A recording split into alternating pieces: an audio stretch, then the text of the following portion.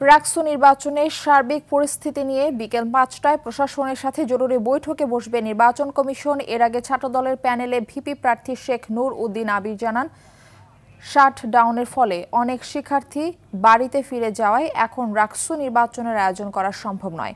নির্বাচন কমিশনকে বিষয়টি বিবেচনার জন্য অনুরোধ জানান তিনি। এদিকে পোষ্য কোটা নিয়ে ডাকা কর্মসূচির অংশ হিসেবে শিক্ষক কর্মকর্তা কর্মচারীরা শিক্ষক লাঞ্ছনার প্রতিবাদে মানববন্ধন করেছে। বেলা 11:30টায় সিনেট ভবনের সামনে এই মানববন্ধনে অংশ নেন শত শত শিক্ষক কর্মকর্তা কর্মচারীরা।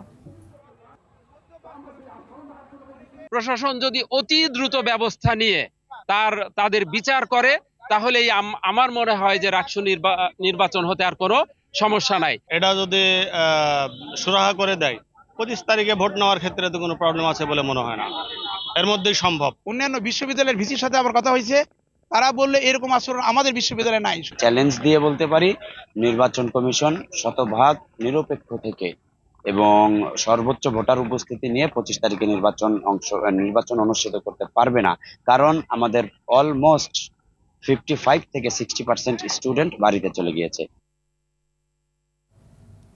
বিশ্ববিদ্যালয়ের সর্বশেষ পরিস্থিতি জানাতে সরাসরি আমাদের সঙ্গে যুক্ত হচ্ছেন সহকর্মী মোস্তাফিজ রকি। বিশ্ববিদ্যালয়ের সার্বিক পরিস্থিতি নিয়ে সবশেষ কি কি তথ্য আপনার কাছে রয়েছে, বিস্তারিত জানাবেন। মারফি, রাকসু নির্বাচন নিয়ে আবারও অনিশ্চয়তা সংশয় দেখা দিয়েছে। মূলত বেলা 11:30টার দিকে রাজশাহী বিশ্ববিদ্যালয়ে যে প্যারিস রোড রয়েছে সেখানে শিক্ষক কর্মকর্তা কর্মচারীরা তারা শিক্ষক লাঞ্ছনার যে প্রতিবাদে তারা কিন্তু একটি মানববন্ধন করেছেন এবং সেই মানববন্ধনে তারা বেশ কয়েকটি সুস্পষ্ট বার্তা দিয়েছেন যে গত 20 তারিখে যে উপাচার্য সহ যে সমস্ত কর্মচারী এবং কর্মকর্তারা শিক্ষার্থীদের হাতে লাঞ্ছিত হয়েছে পোষ্য কোটা ইস্যুতে, তাদের সুনির্দিষ্টভাবে তাদের বিরুদ্ধে কী ধরনের ব্যবস্থা প্রশাসন নিচ্ছে বিশ্ববিদ্যালয় প্রশাসন সেটি তারা দেখার অপেক্ষায় রয়েছে।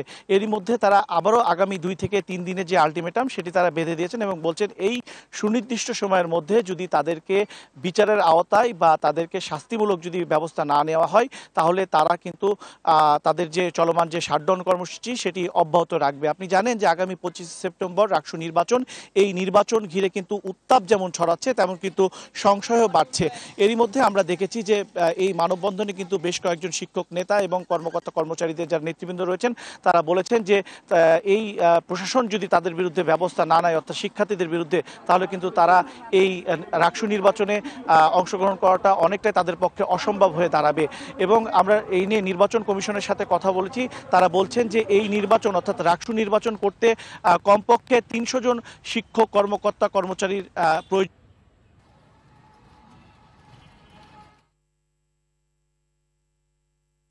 এই সার্বিক বিষয় নিয়ে মূলত আজকে রাজশাহী বিশ্ববিদ্যালয়ের যে প্রশাসন ভবন রয়েছে সেখানে প্রশাসনের সাথে জরুরি বৈঠক ডেকেছে নির্বাচন কমিশন এবং সেইখানেই মূলত আসলে বোঝা যাবে আসলে রাকসু নির্বাচন কোন দিকে যাচ্ছে।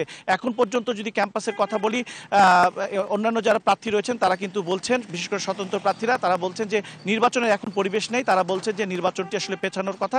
এবং ছাত্রদলের যিনি ভিপি প্রার্থী রয়েছেন তার সাথেও আমার কথা হয়েছে, তিনি বলছেন যে এরই মধ্যে এই পুজোর ছুটি পাশাপাশি যেহেতু শাটডাউন কর্মসূচি চলছে এই নিয়ে কিন্তু মূলত আসলে অনেক শিক্ষার্থী বাড়িতে ফিরে গেছে। তারা বলছে নির্বাচন কমিশনের শুভবুদ্ধির উদয় হবে এবং তারা নির্বাচনের নতুন দিনক্ষণ আসলে ঠিক করবেন, এমনটি তারা আসলে বলছেন। তো এই ছিল আমার কাছে রাজশাহী বিশ্ববিদ্যালয় থেকে সর্বশেষ। ধন্যবাদ আপনাকে।